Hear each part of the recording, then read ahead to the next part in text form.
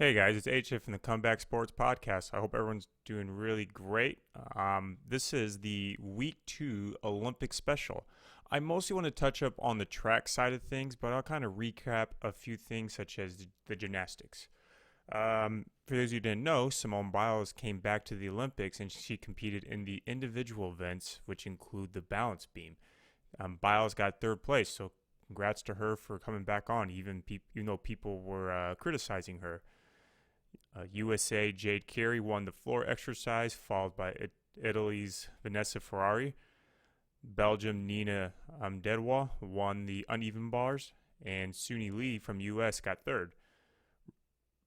Rebecca Andrade from Brazil won the vault, and Michaela Skinner won silver, which is a big thing for her because I think that was her first individual medal. I just want to talk about swimming real quick. I watched the 10K swimming event, and it is wild. They're swimming in the middle of open water, so they can't control the temperatures, they can't control the waves, and they can't control the sea creatures in it. What if a fish bits at you, or you get stung by a jellyfish? Imagine you're swimming a race, and then out of nowhere, a fish trot just smacks you in the face, minding its business. That's just so weird. Thankfully, they have people on boats that can follow you in case something like that does happen. I did watch the U.S. basketball men's team on Friday night. Team USA beat Team France in a rematch for the gold medal. This will be Team USA's fourth straight gold. Kevin Durant became the highest scoring American in Olympics history. He scored 29 points in the gold medal game last night. This scoring title eclipses Carmelo Anthony. But the difference between KD and Carmelo is Carmelo competed in 4 Olympics, so he had plenty of more scoring opportunities, while KD's only competed in 3. This kind of puts KD back in the mix of the top player in the world right now, so congrats to KD and Team USA. So now it's finally transitioned over to track. How I'll do it is I'm going to do the chronological order of when the events happened. By the way, I will only be doing the mid distance and the long distance races since that's what I know best. And at the end of these recaps, I will give you my track and field MVP of the Olympics. So let's start with the women's 5K. Unfortunately, I couldn't find much footage of the women's 5K. I wasn't able to watch it on TV that day. But the winners are Sifan Hassan from Netherlands, followed by Kenya's Helen Oburai, and then the bronze medal went to Gudef Sege. So congrats to those women. And you'll be hearing Hassan's name a lot in this video, so be prepared. Moving over to the women's 800, USA's Ating Mo, actually corrected myself this time, won it with 1 minute and 55 seconds, followed by Great Britain's Kelly Hodgkinson and USA's Raven Rogers. This would be US's first gold in this event in 53 years. Mo led the entire race, and she set an American record. She's only 19 years old. Hodgkinson led the surge at the final stretch, but Mo essentially woke up and just separated the field. But shout out to Rogers for surprising me. I didn't expect her to medal. She came way in the back on that final stretch and just used her very strong kick to get her into the podium. Very similar to what Nick Symmonds did, I think, in the 2012 Olympics or 2008. Someone has to correct me, but similar strategy. Ating Mo will be pretty much the highlight of the 800. For the next 10 years, it's going to be the Mo show for the 800 women. Next, I watched the 400-meter hurdles. This one was really a doozy. Okay. Norway's Karsten Warholm won it with a time of 45.94 seconds. That is a new world record.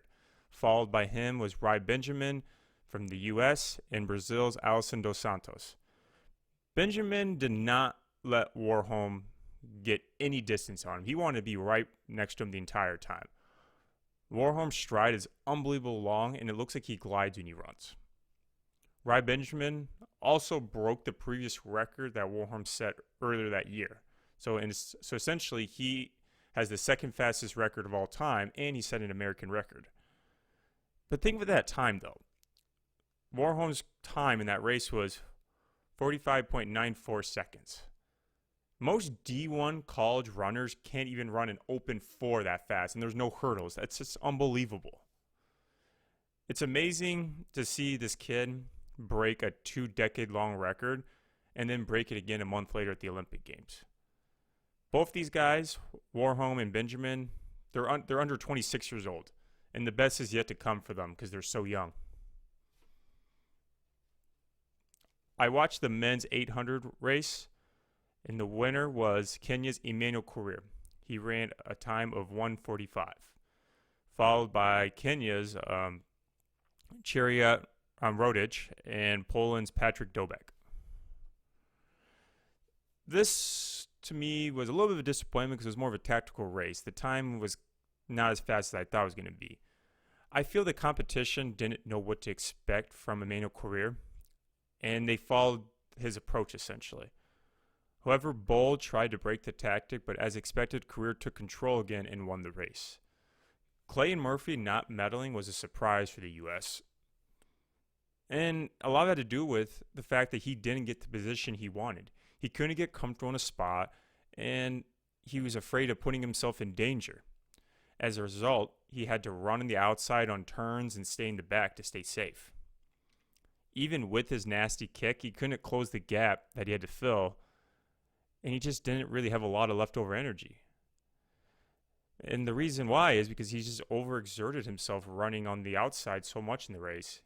He essentially ran a longer race than his competitors. In the women's 400-meter hurdles, USA's Sydney McLaughlin won it with a time of 51.47 seconds. That was a new world record that she previously broke not too long ago. Followed by her was USA's Dalila Muhammad, and then Netherlands' Femke Bol. To describe the race, a very relaxed race for McLaughlin in the backstretch, similar approach to kind of how you would run an open 4. Muhammad had very strong confidence in herself of winning the gold. She took the lead in the final 100, but Sid was just way too much for her. As I mentioned, Sid broke her own record, and it's just crazy. In 2016, at the Rio Olympics, she was only 17, and she got eliminated in the semi. Over the years, me and others have just watched her mature so much. She talks with humility, and she always has her eye on the prize. The way she carries herself, she doesn't sound like a 22-year-old. She's very focused on the game, and I predict she's going to break her record again. Next is the men's open 400. I forgot to put the time down, but I can give you the winners. The winner was Stephen Gardiner from the Bahamas, followed by Colombia's Anthony Jose Zambrano, and then Grenada's Karani James. Michael Norman from the U.S. went out too fast, probably because he was in lane 8 and essentially couldn't see the competition. So he just thought running hard was just kind of the way to go until he can read the situation. Gardiner looked pretty relaxed in the final stretch compared to everyone else. He mostly had a very conservative race and probably paced it out pretty well, and it gave him a very efficient race, and it paid off for him. Next is the men's 5K. The winner of the men's 5K was Uganda's Joseph Cheptegei. He ran a 12:58.15. Followed by him was Canada's Mohamed Ahmed and USA's Paul Chelimo. First off, this is a very stacked race because besides those three, you got Woody Kincaid, Grant Fisher, Justin Knight, Louis Ngrijava, and many others. The winner shouldn't really be a surprise. Cheptegei set a world record last year. He ran a 12:35 minute 5K. And he was bummed he didn't get silver in the 10K due to an injury he's been nursing. It was a heel injury. So he was out for blood in this race for sure.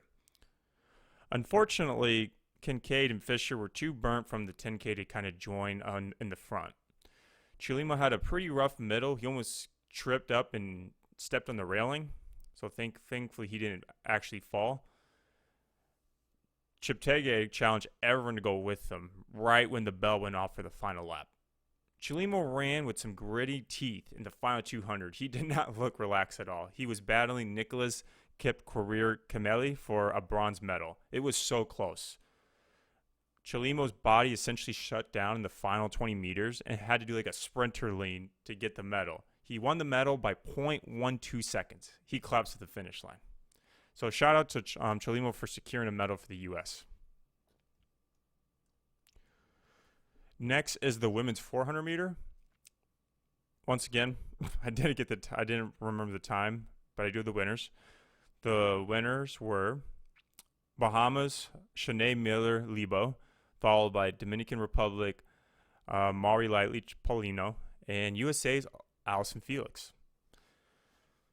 Lebo had a pretty conservative first 200 meter, but she was unmatched by anyone in the entire race. It was pretty clear that she was going to win it, especially when she started to open up, and essentially she defended her 400 meter title from the previous Olympics. Allison Felix was the star of the show, though. Felix has been in the track world for years, and we forget that she's 35 years old now. Her winning a medal in a predominantly young race is a feat of itself.